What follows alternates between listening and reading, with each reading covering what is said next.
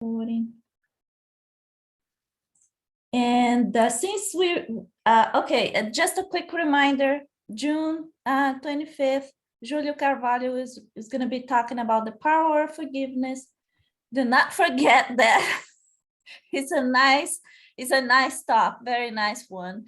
And I just want to remind you all, he's a psychotherapist and he knows what he's talking about because he has a long background working in this Union County Jail. So you can imagine what it is for someone like him working with people in that jail and talking to those people full of anger about the power of forgiveness. So it's something, I'm telling you, is really, really nice talk. All right, with that, let's go ahead and get started with our initial prayer. I will play the Suzanne Wilson audio today. So let's close our eyes, relax, and elevate our thoughts to Jesus or your guiding spirits. And just pay attention to Suzanne Wilson. Let me know if you can hear that.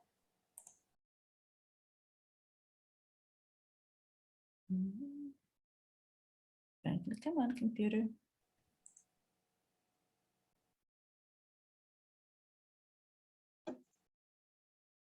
Okay, so just a sec. I'm gonna end and put it again.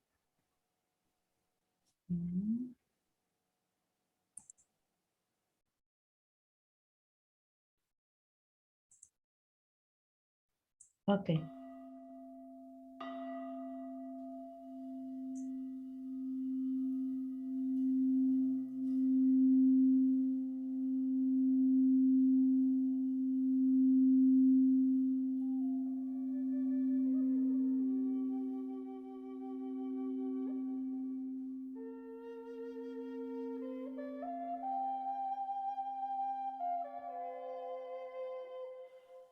Sit upright in a chair, both feet on the floor. Yoga students may prefer the half lotus position, or you may need to lie down with a pillow under your knees to support your back.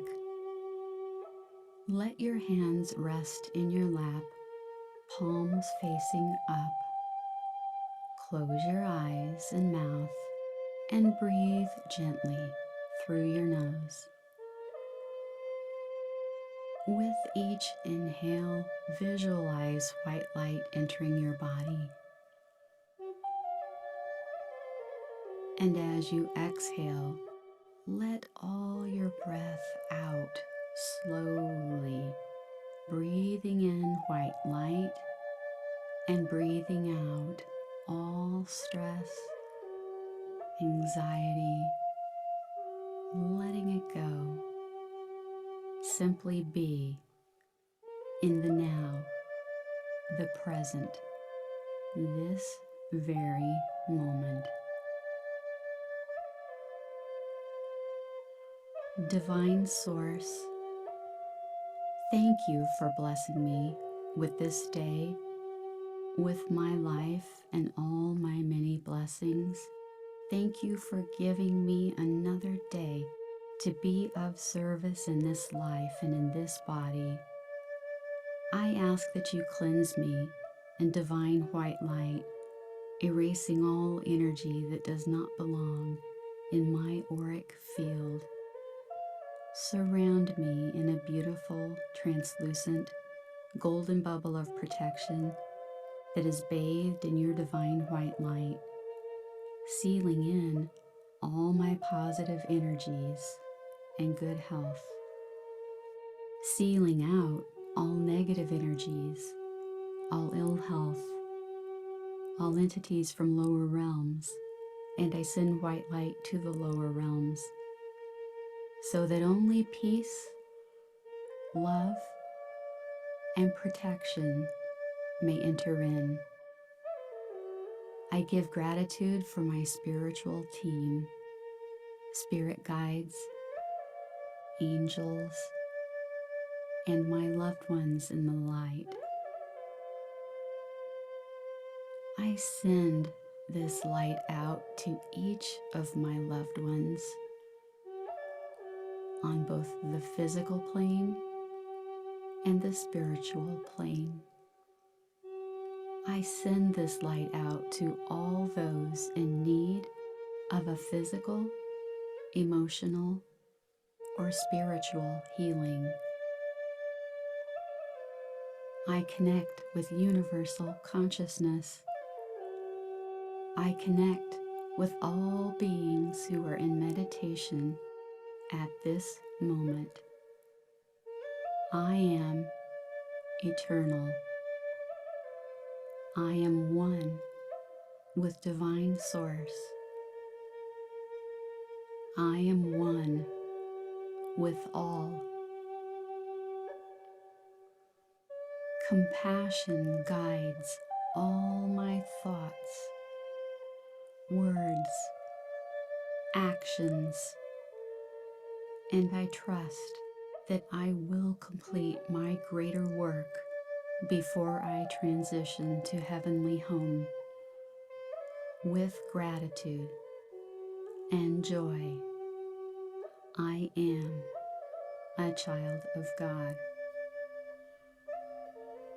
And so it is.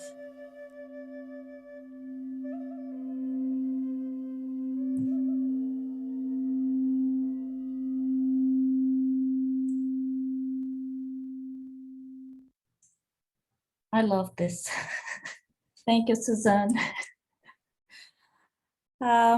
Okay, so go ahead. We do not have anybody new today, right? So I'm gonna just skip this very quick. Why is not that? Okay.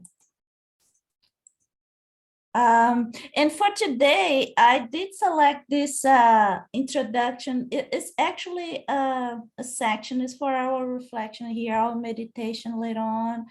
I happened to be reading the gospel according to Spiritism with another group here in Houston.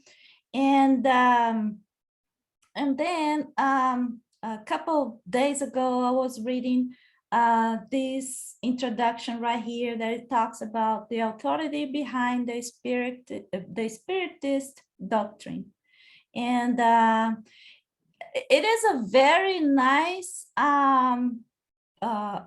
text, if you will, or message to read or to study, because it talks about the universal control of the spirit teachings. And I'm going to read this briefly, and then I will explain why I selected this for us to start our meeting today. So in there, you will see these two paragraphs. If the Spiritist doctrine were a purely human conception, it would offer no more guarantee than the enlightenment of those who actually conceived it. But no one on earth could seriously contemplate the pretension of possessing the exclusive and absolute truth.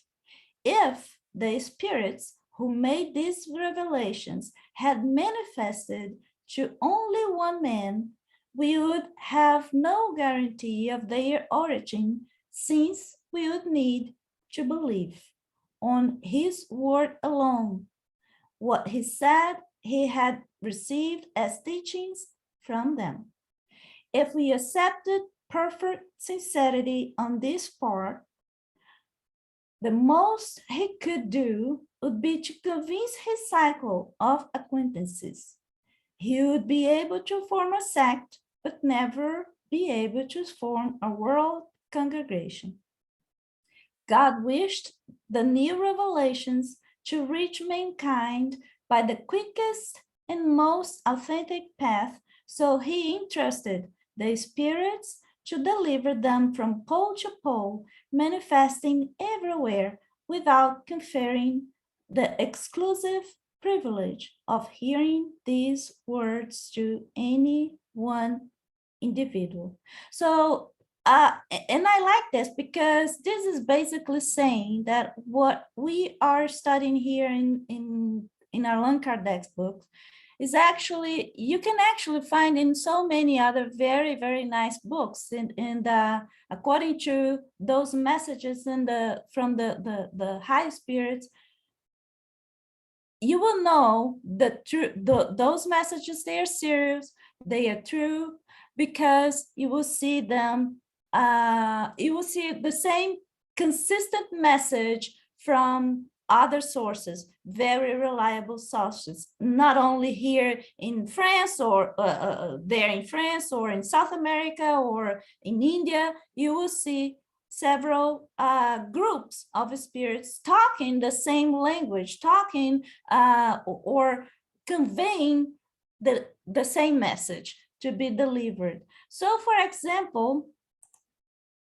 we can pick silver birch, right? So I'm happy I happen to be reading this book, which, by the way, I learned these books exist from this group. Thank you, Una. You were the first one to mention that to me. And I'm just loving it. The more I read those books, you know, from Silver Birch, the more I am, the more happy I am to see that what I have read, what I have studied in Allan Kardec or in the Spiritism from Brazil is actually so aligned with all those messages. So, for example, this is just the introduction of this book, The Silver Birch, Teachings of Silver Birch. So at the very beginning, you can read over there, Silver Birch is a teacher. He does not heal. He seldom gives evidential messages. Now and then he apologizes for that, saying that he often regrets that he confined his mastery of the medium to teaching. Although he regards this teaching as all important, he recognizes that the world needs evidence of survival. And then he continues, the churches talk of Jesus of Nazareth, of whom they know little, and of whose existence they have no proof. Silver Birch talks of the Nazarene, as he calls him, as the highest of all the spiritual beings with whom he has contact. And as Silver Birch has proved to us, after years of close association, that lie could not lie, we know, if only because he says so, that the Jesus of the New Testament is still functioning, still engaged on the divine mission which once brought him to this earth. So to us, the words, lo, I am with you always, even unto the end of the world, have a meaning which the churches cannot explain. And the third one is Silver Birch's philosophy, as you will easily understand, is that of a pantheist, a man who realizes that God is found in nature itself, that there is an unalterable law which governs everything, and that God is the law. You are within the Great Spirit, says Silver Birch, and the Great Spirit is within you. So we learn we are all potential gods, part of the great creative principle, which is everything. Yet Silver Birch does not stop on an applied philosophy. He forces home always the lesson that we are here to do a job. He sums up religion in the word service and strives to teach us clumsy instruments through we may be that we are in this world so that we may make an end of war, abolish poverty, and hasten the time when God's bounty will be spread in all its lavishness among all the peoples of the world. So why we are here studying Kardec? Yeah, because it's a matter of universal control of the spirit teachings. We are studying Kardec right now. I mean, as we explained so many times, because of the consistency between those messages that we saw in Kardec and in so many other amazing and same way reliable book. So that's what I would like you guys to think about today. And please go ahead and say anything, Luis, if you have any comment or Yes, no? I'd like to Okay. into that because it's such an important thing. I'm going to read an extension of the text you started reading from the introduction of the first chapter of the Gospel according to Spiritism.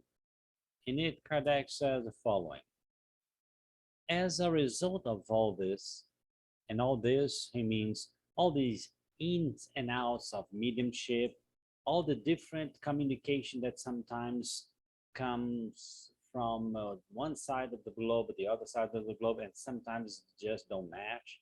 So he says, as a result of all this confusing, sometimes communications, and in relation to all that is outside the exclusive field of moral education, the revelations that any one medium may receive will have an individual character, without any stamp of authenticity, and should be considered as personal opinions from this or that spirit, and it would be imprudent to accept them as thoughtlessly propagate them as absolute truths. Why do that?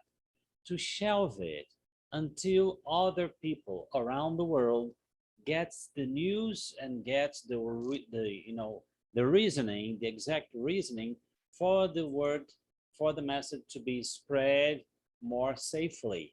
And this is something, this is a criterion that has helped me a lot in the field without making mistakes, because when they talk about moral education, and this is picture about when they talk about moral education, about ethics at the highest point.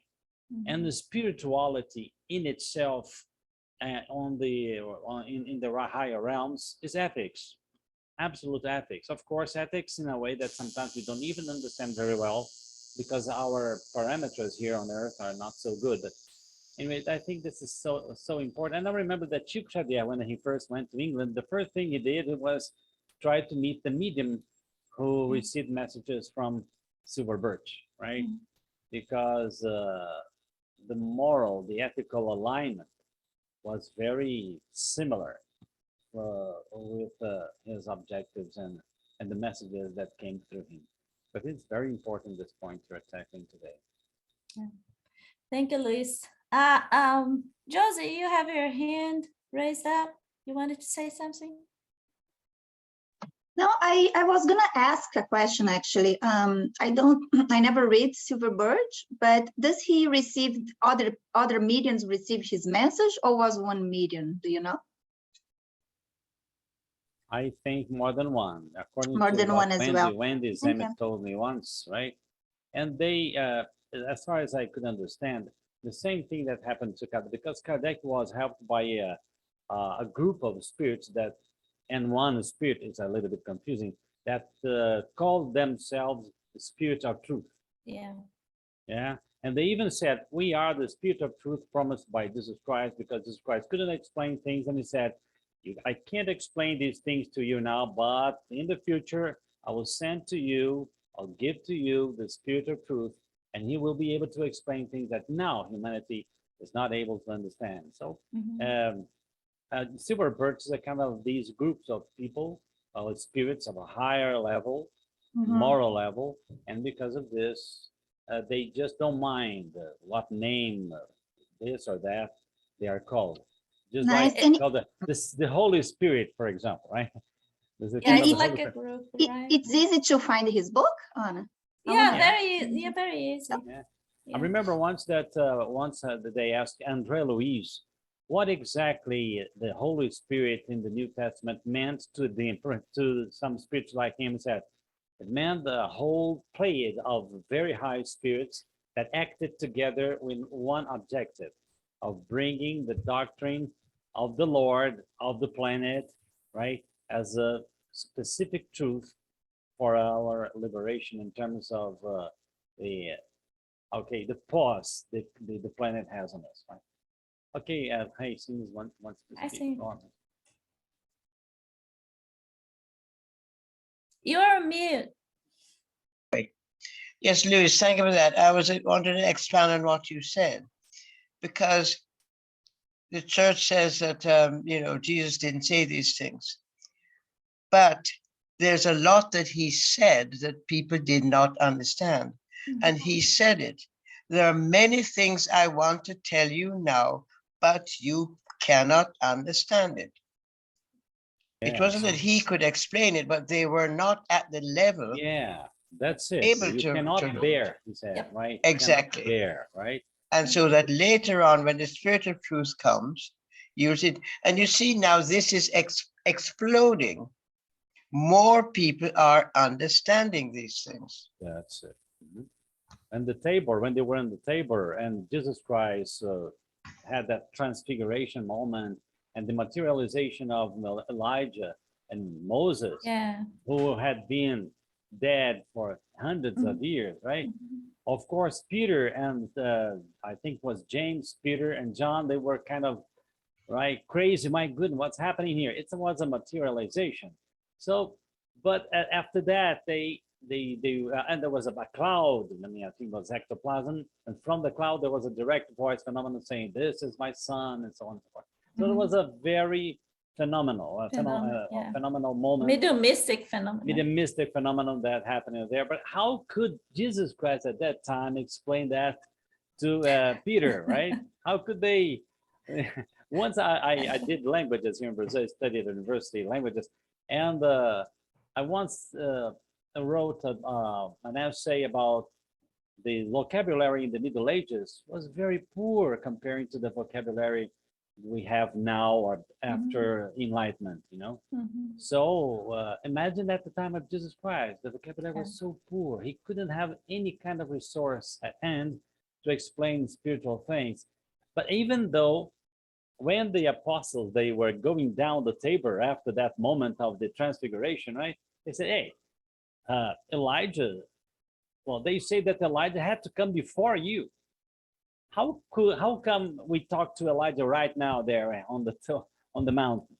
He said, well, Elijah was John the Baptist, right? Because Elijah had to come before me, and Elijah came, and I'm talking about the apostle wrote. He was talking about John the Baptist. So Jesus Christ talking clearly about spirituality and spiritualism, but only with these three apostles: John, James, Peter, James, and John. Peter, James, and John. All the other situations and that there was something spiritual, he only talked to these three. And going down the table, he said, don't tell anything about this to the others, right? Not before I resurrect, because after I resurrect, you see that phenomena happens, right? But if you go down there now and say, come on, I was talking to Elijah and Moses on the mountain, of course, you're crazy, right? Yeah. Imagine, for example, Len and Giles come out of a room saying, well, did you see how John Kennedy is very well built these days, right? His face was pretty. Everybody said, I think I think Len and Giles are not going well these days. I think they're kind of nuts, you know? So of course, phenomena and spirituality was something that Jesus Christ couldn't teach. He just came to teach love and relationship, right? And that's it. Yeah. But Louis, I had fun with a group of people using that transfiguration, because I'm saying in an afterlife, because here they are and they see that they're talking to Moses and Elijah. So what are you telling me? That Moses and Elijah have been sleeping in the ground? Yeah, that's some Are people alive. believe. Yeah, that's what's Exactly. And so this was it. And it was a little shocking, but for me that this was explaining this whole thing. Yeah. So it says, don't tell anybody until after the resurrection, because they wouldn't understand it. It's just bring more chaos to the people. Yeah. But Peter, James, spiritual. and John were the main people who would carry on. Okay. Very I good, have Hyacinth. I, think I have a lot of fun, Louis. I have a lot of fun. good. Good to know. Thank But you. look at this criterion. We are committed to that. This pedagogical criterion, right? Mhm. Because spiritual knowledge can be devastating if we don't know how to teach it, right? And what I Yeah. think it was very useful for me was the criterion. That's why I say, when we say Kardec, this, we are not adoring Kardec or venerating the person just like a saint, not like that. Mhm. Is that a criterion that was so professorial, so related to a real master that knows exactly how to teach very troublesome things to teach us spirituality. That's why I think it's something that can add to the knowledge of spiritualism all over the world. And yeah, that's why we're here, because we are convinced that this criterion is so good and helps us to put our feet on the ground, although you're dealing with very far-fetched things, that Yeah. things from other realms. Thank That's you, it. Luis. Oh, Len, please, you have your. Just a quick point, getting back to the original concept of silver birch, it seems to be a common thread in the spirit world where you'll have a collection of highly evolved spirits like Susan Geisman's Sanaya. You have silver birch, where they then come through as one voice, but it's not. And the misconception is this thing is just one spirit. No, many times it's a collection of highly vibrating evolved spirits that now come through as one voice. Yep. And it's a lot of examples for that. It seems to be a commonality within the spirit world. Yeah, and you know what? As a matter of fact, it is something that I have read already in Kardec, but then later on, I realized how true this is when I was working with Sonia Rinaldi, and then she mentioned to me that some of the pictures and voices recordings that she does from people like in US or Canada, for example, she only does that. So let's say the other way around. She's only allowed to do that because between this congregation of spirits in Brazil and these congregations of high spirits in US or Canada, whatever, they have an agreement. They have a certain alignment and say, okay, so we can work together and make that connection happen. It's something that I didn't realize until she told me that, and then I said, oh yeah, that because it's this explains what is said in our own Allan Kardec's books, and like Luis was mentioning, when Chico was visiting UK, he was there talking to the medium, channeling Silver Birch at that time, exactly to ask permission to be there and say what he was doing over there. Yeah. So, Josie? No, I just want to say, I know we spoke about that, but the spirit of the true, it's a collection of spirits as well, right? We know that, right? Just confirm that. It's not one spirit, but it's a group of spirits. Yeah. Yeah, thank you. So, okay, so let's go ahead. I'm gonna share again.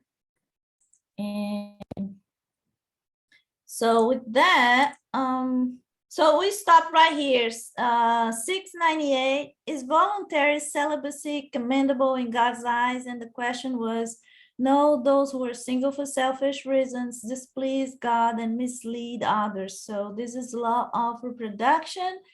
And I think this is the last one for law of the last one for marriage and celibacy. 699, for some people, can celibacy be a sacrifice they make to devote themselves to serving humanity completely? So any comment, anyone?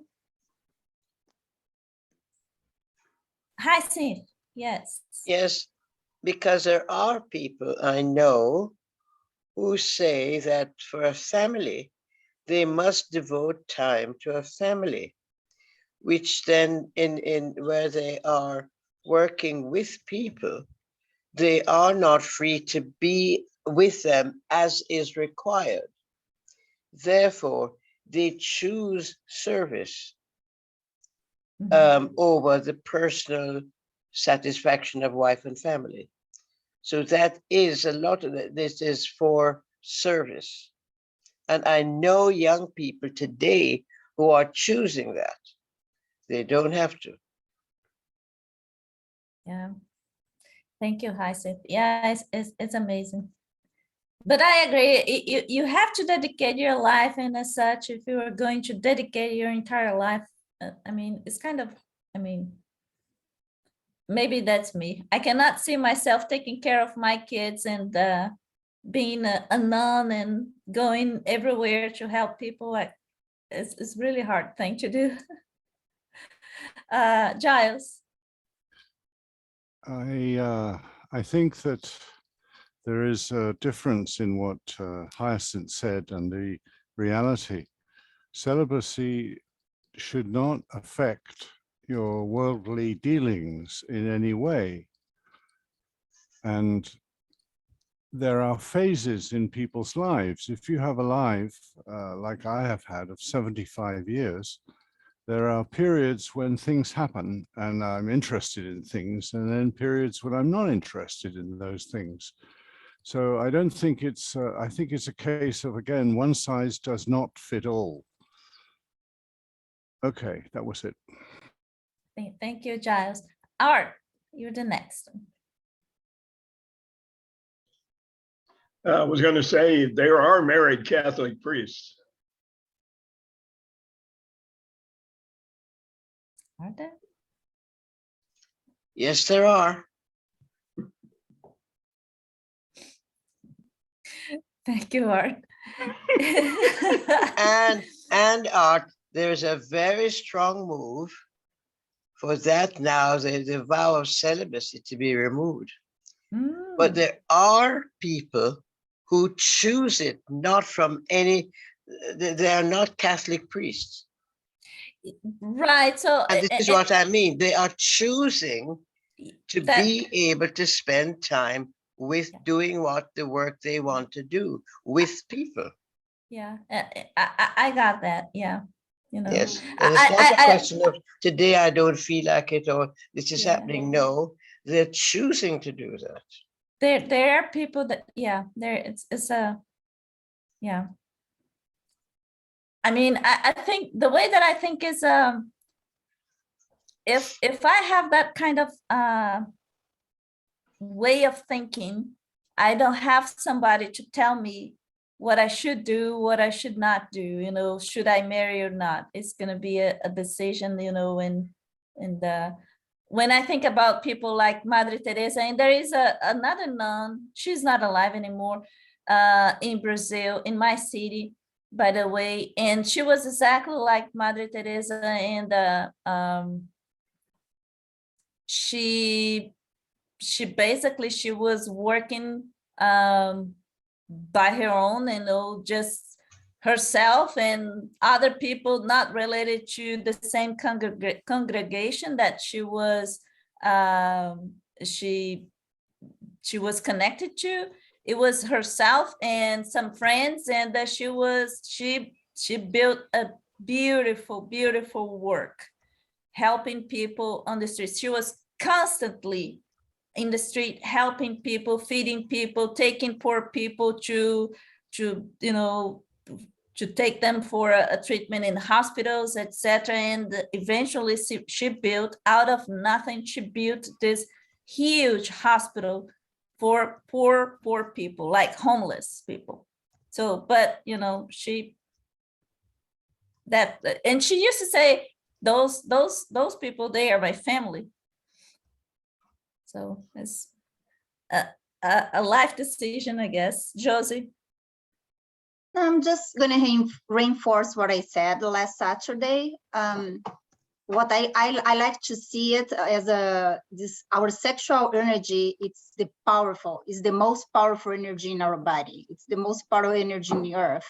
So it's where we give life, right? So I understand the celibate when somebody really want to focus and get this energy and put in an objective. Like, for example, Mahatma Gandhi, it's not me saying, if you guys read his biography, he and his wife proposed, they tried for 3 years before they start trying not having sex anymore, so he could get this energy and focus in the independence and in what he want to do. And we really can do that. Yeah. Again, not say it's right or wrong. I'm not talking about moral, but I'm talking about quantum physics. I'm talking about energy. So I always think that was making me think about when I think about that. Yeah, yeah. Thank you, Josie. Leda?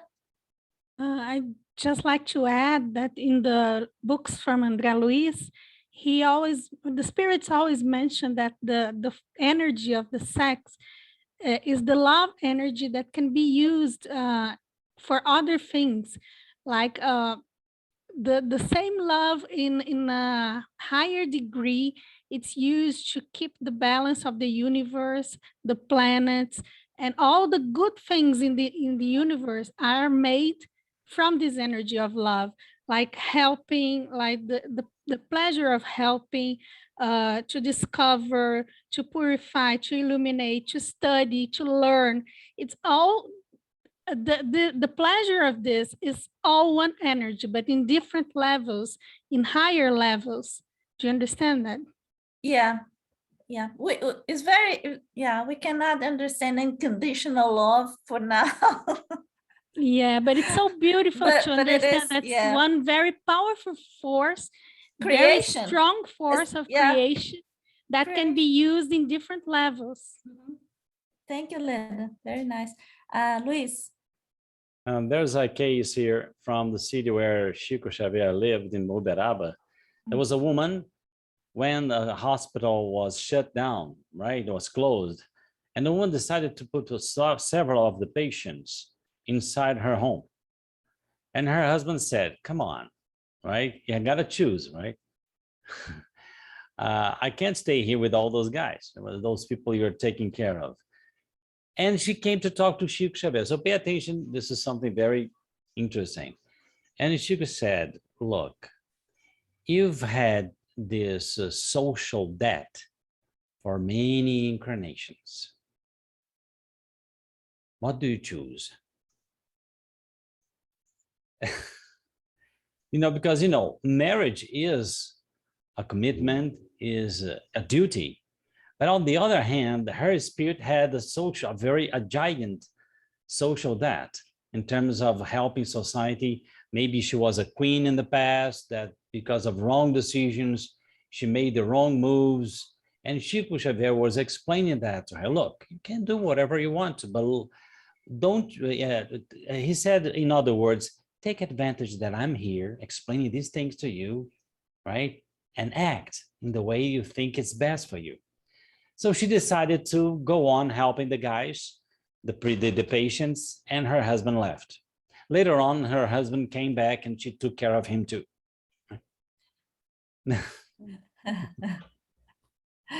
Luis, that was wonderful. Thank you for that story. And your very tricky video, you've got 2 cameras, haven't you? Oh, you're really a detective, Giles. Nothing escapes your observation. And they look like in opposite sides. Yeah, In the that's- real yeah, Giles. She's in his. I Yeah, always this- get confused on that. Yeah, it's pretty weird. She's just next to me here. But there are 2 cameras, yes. As a setup I use here for, for teaching. It's nice. I like because I can thought it see. was one camera and sharing the Yeah, which is divided. what you've been doing all along. And that's why I noticed the difference, because you've got 2 different backgrounds. And that's But it's the well, same room. It's the same room. well, I'm sorry, gonna I'm sorry. put Guys, one background for you. Livia, I'm sorry to your talk hand in your- nonsense. You're put your such a hand in- lovely pair. put your hand so they can see where you Nice are. job. Now put. Yeah, Yeah, she's in Nice. opposite way. So yeah, funny. it's backwards. Luis, you were the last one. Would you please read the answer for us? Okay. So just the question again, for some people, can celibacy be a sacrifice they make to devote themselves to serving humanity completely? That is a very different matter, I said, for selfish reasons. When carried out for a noble purpose, any sort of personal sacrifice is laudable. The greater the sacrifice, the greater the merit. Then Allan Kardec comments, God cannot be in contradiction with or find fault in creation. Therefore, God cannot command any violation of divine or natural laws. While celibacy alone is not praiseworthy, it may become such when depriving oneself the joy of having a family is a sacrifice made in the interest of humanity. Every sacrifice of personal interest, when made for the good of others and no self-interest whatsoever, raises human beings above the level of their physical condition. Yes, Okay. it's a choice. It's a choice, yeah. And we always have free will to make that choice. Now we are moving to a very interesting one. It is about polygamy. And question number 700. Is the almost exact numerical equality existing between the sexes an indication of the proportions according to which they should be united? It's a very complicated question. Is the almost exact numerical equality existing between the sexes an indication of the proportions according to which they should be united? I don't understand the question. So, our two sisters left. Yeah, the question says, since we have about, I think at that time, I don't know, today is no longer that way. Since we have 50-50%, like 50% men, 50%, that's the way that I understand, 50% human or women, is that an indication that they should be united or something like this? That's the way that I interpreted this question. That's it. Josie. Yeah, I think they are asked, should it be one by one, right? One Mhm. woman and one man. Me particularly, my husband is here. Come on, say hi. He's here. Is his hand? Monogamy. We would not like to have an open relationship at all. Beside the respect who decide to do. And I think like sometimes I understand like people, do you know, like even the Alcoron, where the men would marry several women to help them many times, because in these countries, if the woman was single, they would suffer, they would not be able to work. So what I want to say, like, we don't understand other cultures. So I particularly, I don't judge because that, but for me, like in my life, I am absolutely, how to say, monogamic. Yeah, but I understand what sometimes maybe it's a way to help other people and other families. So just that. Thank you, Josie. Giles. My book says it differently, and it's much clearer in my book. It's the same book. Yeah, and a sometimes different it version. happens. Yeah, please read different the question. It says, is polygamy or monogamy most in conformity with the law of nature? And then the answer is, polygamy is a human institution, the abolition of which marks an era of social progress. Marriage, to the intention of God, should be founded on the affections of the beings that enter into it. In polygamy, there is no real affection, there is only sensuality. Yeah, you are reading the question 701. Nope. Nope. I'm reading number 700. That's yeah, because look at what 701 is telling me. Is polygamy or monogamy? See, so you have a different version. They left it out. Anyway, I just want to point out that Muhammad was born into an area that had everything was getting out of control. And he was looking at Christianity, which was spreading in the north. No, well spread. We're talking 600 years after Jesus Christ. And so he looked at what they were doing, and then he said, right, well, some of these rules we should have here. And since I can never get the locals to give up polygamy, what I can do is tell them to have only 4 wives, and that they'll accept, and they have to treat them equally. So Muhammad was all over this polygamy nonsense and attempting to make the people in his area behave more sensitively. Hyacinth, come on, you'll have something that JC said. No, I have something that a Muslim from Lebanon told me. The reason for the 4 wives is because men traveled. And so this took a long time. And therefore, they would spend a long time in one place. So they established a family. And this was a reason for 4. They put a limit to 4. That's what I was told by a Muslim. Let me ask you this. That sounds like, I've got to tell you, a very poor excuse. People didn't travel in the old days, they hung around. No, just Giles, as they were. In 1970s, only 2% of the British people left the island. Only 2%. I'm sorry, Call but that in typical deserts, traveling? people were nomads and they traveled. Hyacinth, I have a question. So did your friend say men travels because, so is that saying that he was trying to say that those families, they are not living together, so they had family in different places? They had families. In different places. You should live with a family, so you created a family. Because there were nomads, people traveled, walking all the time. Yeah, but my question is, They because didn't only, come on, Giles, stop joking. They didn't travel only to Mecca. And they, and so No, this. Muhammad lived and worked in Mecca. That's why I mentioned Mecca. And you telling me that Mecca was full of nomads? No. So, Hyacinth, my question is, so did your friend mention the families, they are not living together, or the man was traveling and then having families in different places? That they had families in different places, but they were stable relationships. Okay. And I lived in Indonesia, in a Muslim country, and there were not so many 4 wives because now it is becoming expensive. And so this was a situation. As a matter of fact, that's what the Brazilian says, if keeping one woman is already difficult, think about having more than one spouse. Yes, I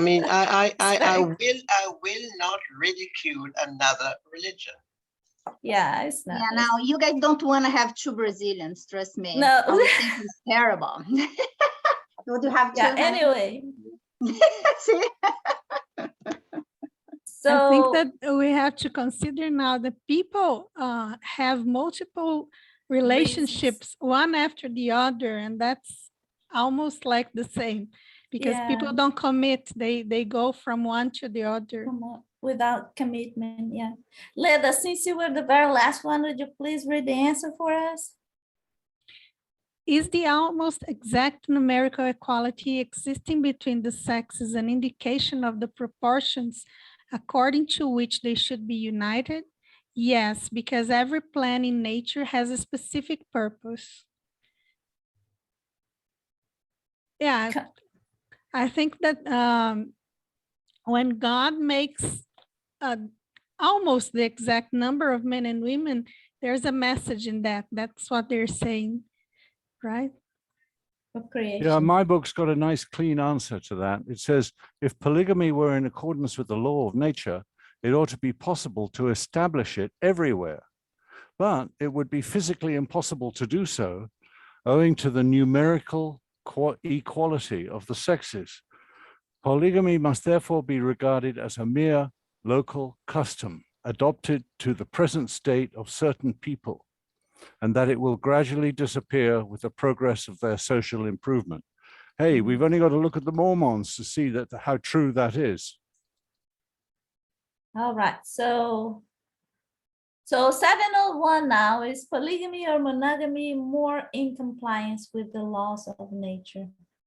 And I think Giles already read that answer. Any comment on the question before we read the answer? Is polygamy or monogamy more in compliance with the laws of nature? And the answer is polygamy is a human invention, the rejection of which marks an era of social progress. God intended that marriage should be based on the existence of true affection between the individuals who enter into. In polygamy, there is only sensuality, but no real affection. Okay, so this is the answer. And the comment, if polygamy were consistent with the laws of nature, it would be possible to institute it everywhere. However, it would be physically impossible to do so due to the numerical equality of men and women. Therefore, polygamy must be labeled as social custom adapted to the circumstances of specific nations and population. It will gradually disappear as these populations improve socially. Debbie? Okay, I put it in the comments. I immediately thought of, herds of deer. They're probably born, equal amounts of both sexes, and they're part of nature, and there's so many animals like that. And I've always thought it was a shame, that they had to have these fights and get driven off and all that stuff, but it seems like a part of nature. Yeah, thank you. Hi, Cynthia, you have your Ray? No, I don't want to carry on this because I have doubts about that. Okay, sounds good. Thank you. So now we are moving to law of preservation. And the first one, instinct of self-preservation. This is another interesting point, topic as well. So 702, is the instinct of self-preservation a law of nature? Comment? Everybody's so quiet. I today. should think so. Yeah. I agree with Hyacinth. It is clearly a law of nature. I would like to recommend a book to everybody here called The Unbelievable Story of Plants by Stefano Mancuso. And this is modern scientific research where he finds absolutely astonishing things that plants are up to. And as we all know, plants are deep into sex and polygamy, if possible, and all kinds of curious things that go on with plant sex lives. And then in animals, it kind of narrows a bit. And then in humans, of course, it narrows more because it's one of these attributes that disappear in the higher states. Thank you, Giles. Lynn, please. Well, it's just pretty obvious. I mean, it's the survival instinct, the power of survival. The survival instinct is probably the most powerful of all. That's pretty obvious.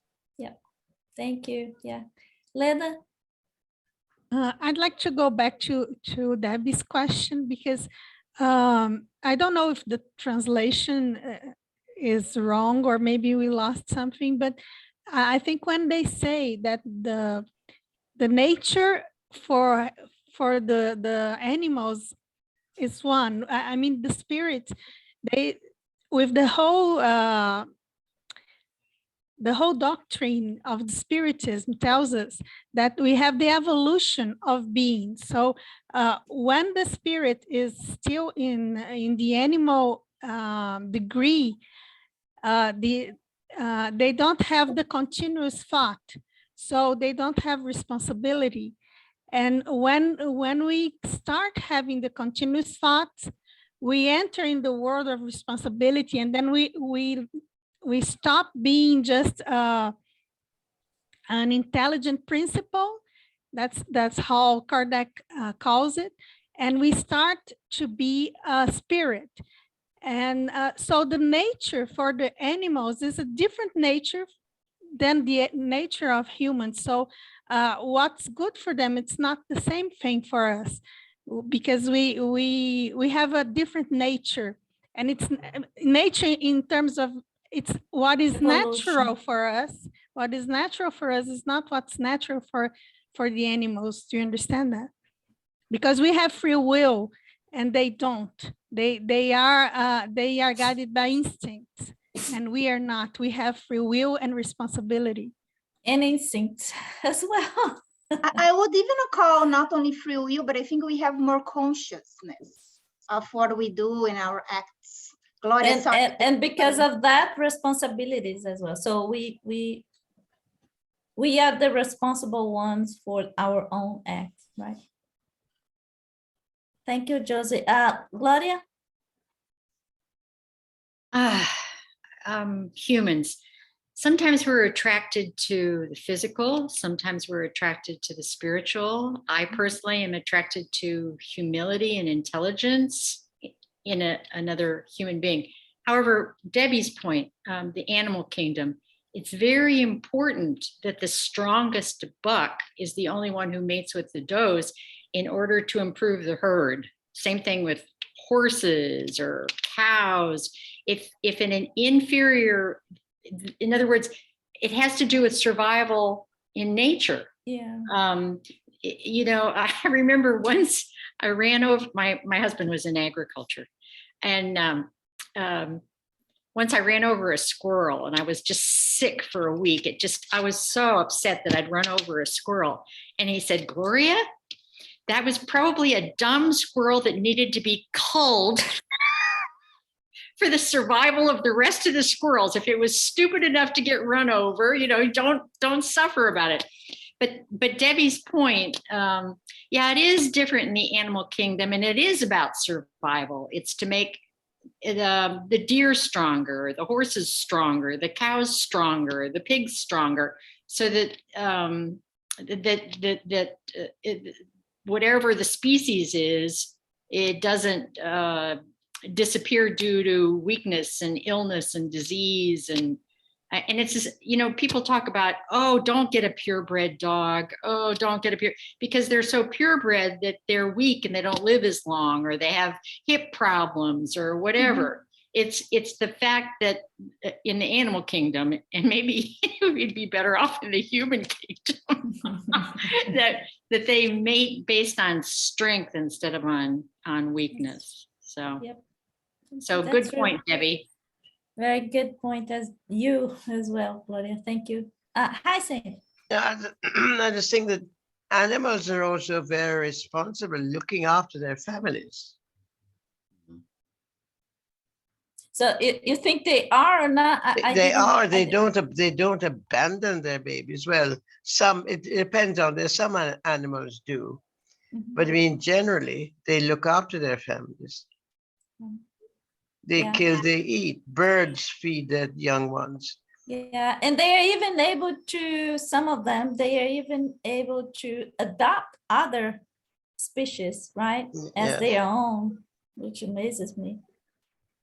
Yes. But just to go back about the plants, I planted one year yellow tulips, and in another bed, red tulips. The following year, I had yellow and red tulips. They had done what nature does, cross-pollinated. Yeah, yeah, sure. Thank you, Hyacinth. Would you please read the last, the answer for us, Hyacinth? You're the last one. Can you read 702? Yes, please.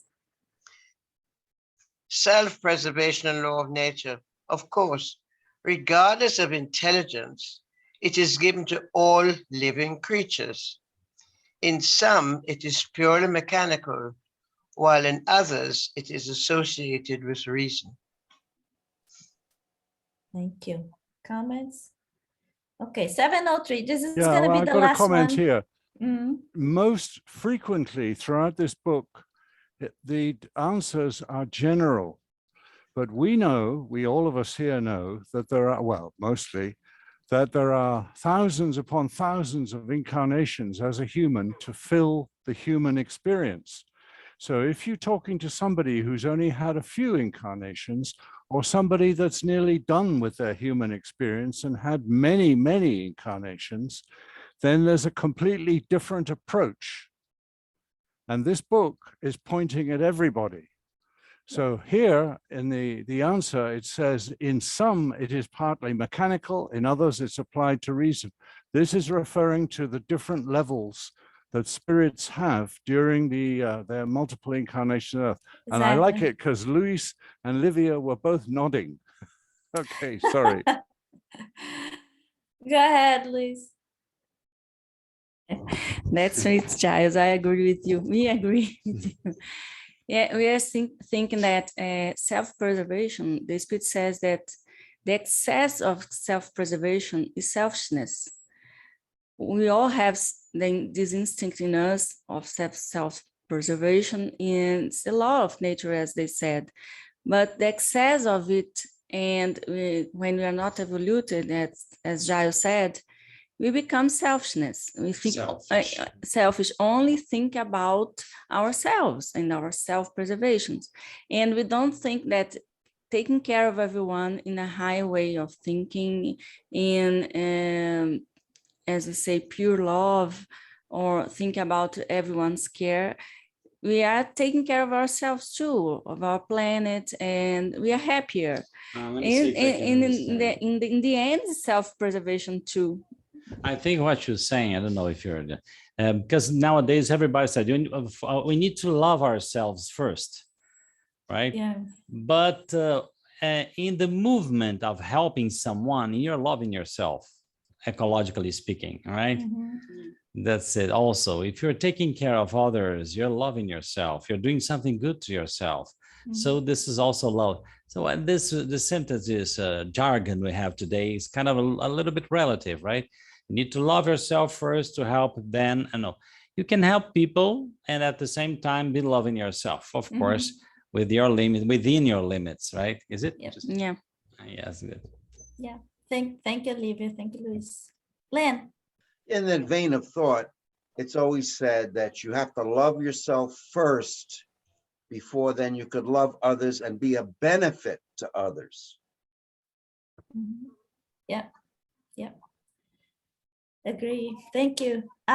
So the last one, guys, before we do our Sorry, Anna, I want to interrupt there because what Len said is very important, and it's something we forget so often. In order to love ourselves, we have to make sure we're behaving properly, because otherwise we are not happy with our actions. So behaving properly, it's a very important statement that Len made. That was it. Yeah, exactly. It's translation, walk your talk. How can you talk about love if you do not even love yourself? Got to do the walk. Yes. So 703, why has God given the instinct of self-preservation to all living creatures?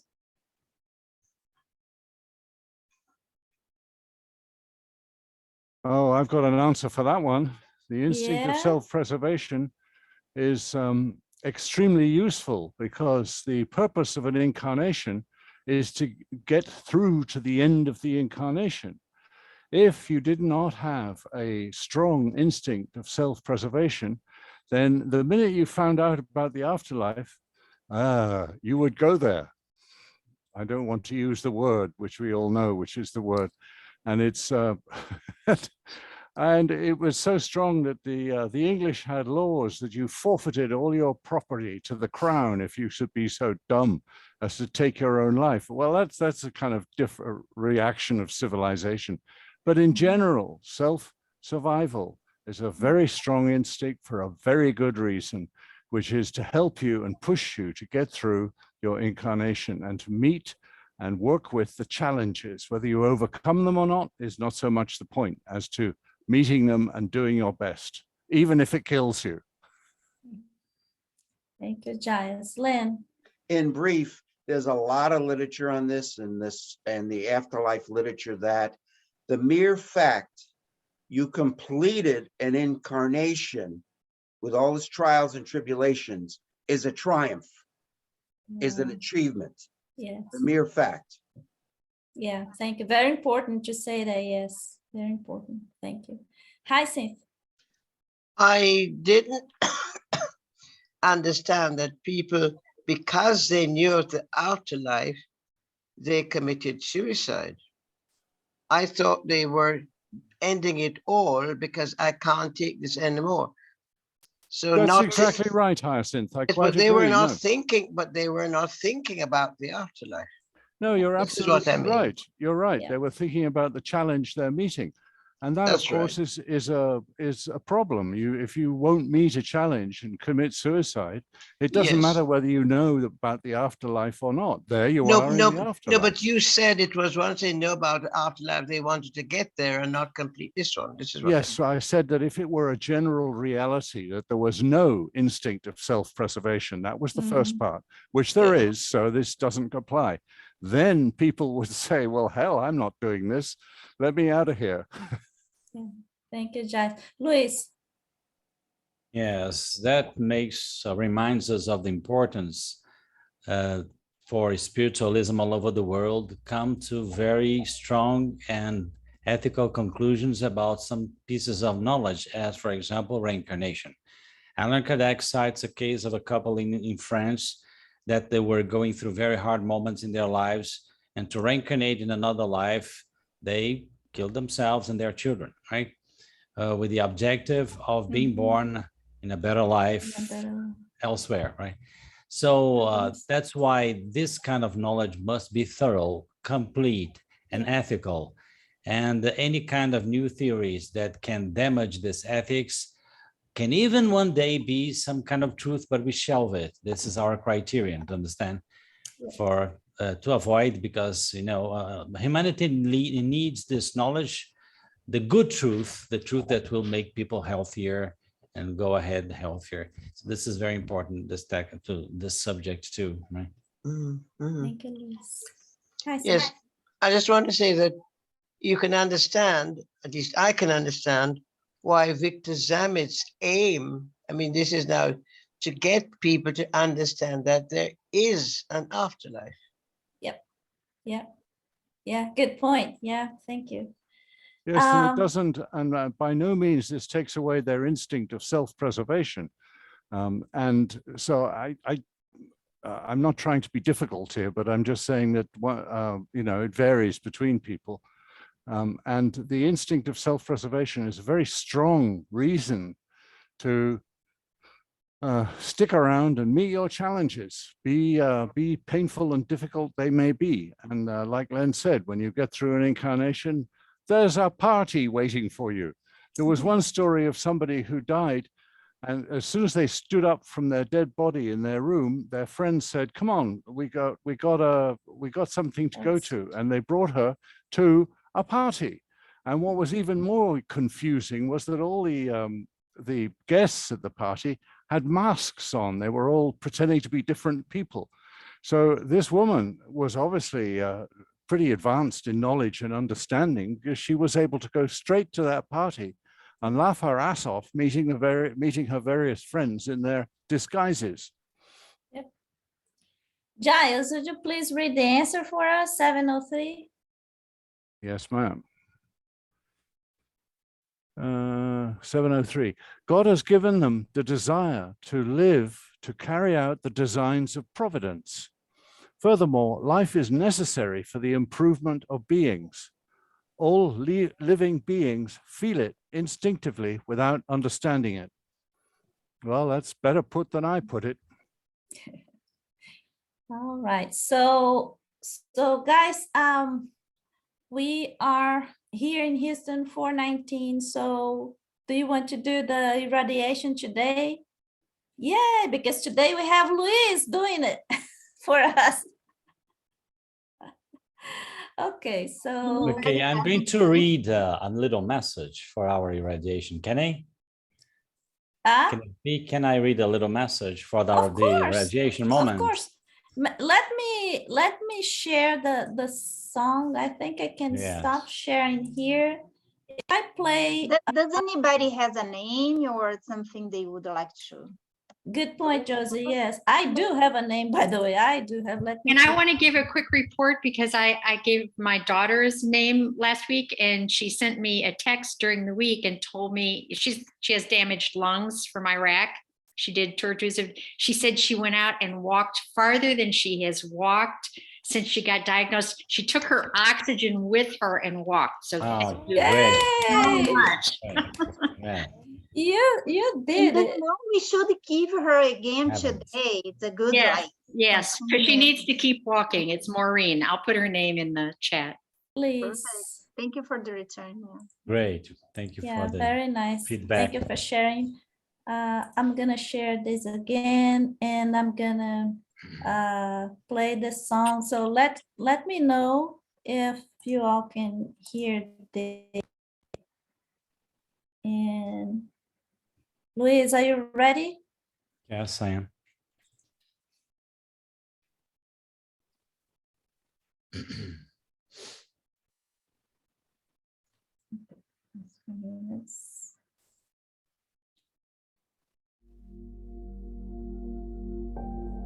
So let's breathe in and breathe out slowly and deeply.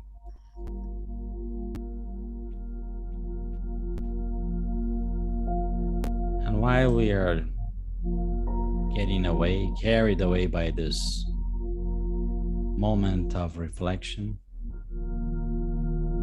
let's listen to some words by the Spirit Andre Luis. He says, in prayer, you ask for a ray of light, but almost always you forgot that you have at your disposal the solar focus point to help you to fulfill the sublime objectives. Your spirit supplicates a glimmer of love, while around you, humanity awaits the manifestation of your capacity to love. You beg for the concession of favors that enable you to collaborate with divine wisdom, forgetting that millions of beings are waiting for your willingness to serve in the name of the Heavenly Father. Your heart demands heavenly signs, and while in the wisest of the wise colors the flowers and the horizons for your eyes to see, you search for vain diversion and notice nothing. You demand justice for your personal affairs and daily complicate situations and problems without ever noticing that supreme harmony always rectifies everything around you through the intermediary of pain and death. You desire opportunities for growth and ascension to higher spirituality, but frequently run away from the various degrees of laborious and humble work offered to you daily, considered by the one who is infinitely good and in the name of mercy. If you're always entreating eternal happiness, yet refusing the resources enabling to acquire it, what more can you expect? Let's do it, let's accept it.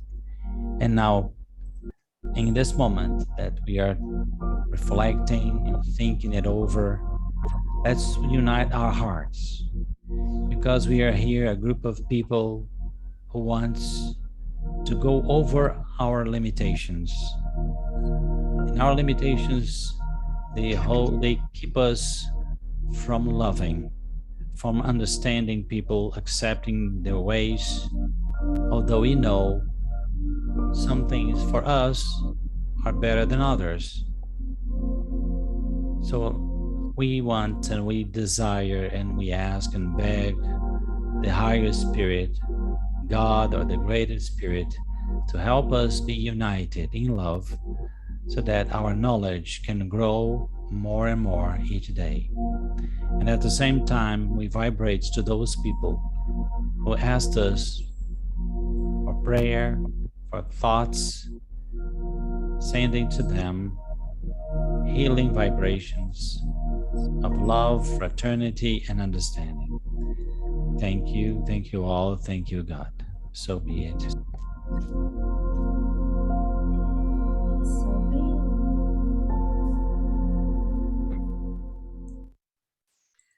And so it is. Yes. So it is. All right, folks, let me stop